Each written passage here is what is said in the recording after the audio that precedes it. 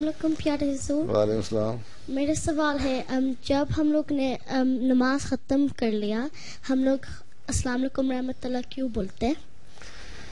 جب تم کسی جگہ سے اٹھ کے جاتی ہو تو تم السلام علیکم کہتی ہو نا. ٹھیک ہے نا. اب یہاں سے اٹھ کے جاؤ گی تم السلام علیکم کہو گی نا. میں جاؤں گا میں بھی السلام علیکم کہوں گا. تو جب اللہ تعالیٰ کے پاس ہم جاتے ہیں نماز پڑھنے کا مطلب یہ ہوتا ہے کہ ہم اللہ تعالیٰ کے پاس آئے ہیں اللہ کی عبادت کرنے کے لیے. ایک تو ہم السلام علیکم وہاں سے اس لیے کہتے ہیں کہ وہاں سے ختم ہو رہی ہے ہماری نماز پر السلام علیکم. دوسرے اس لیے کہتے ہیں کہ ہم ایک دماغ میں ایک خیال پیدا کریں کہ ہم نے اپنے رائٹ میں بھی اور اپنے لیفٹ میں بھی سلام کو پھیلانا ہے, سلامتی, پیس اور لو اور ہارمونی کو پھیلانا ہے. اس لیے ہم کہتے ہیں کہ اللہ میاں ہم نے تیری نماز پڑھ لی, ہم نے تیری عبادت کر لی, تو ہماری دعاؤں کو قبول کر.